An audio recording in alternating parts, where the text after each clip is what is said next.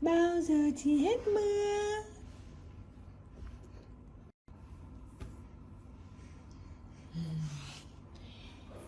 Bao giờ thì hết mưa?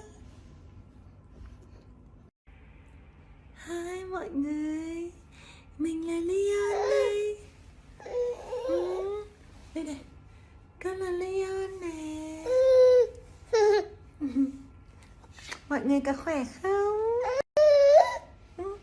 Mình hỏi mọi người, hỏi thăm mọi người thế nào? Hai mọi người, mình là Leon đây. Đây này, con là Leon nè.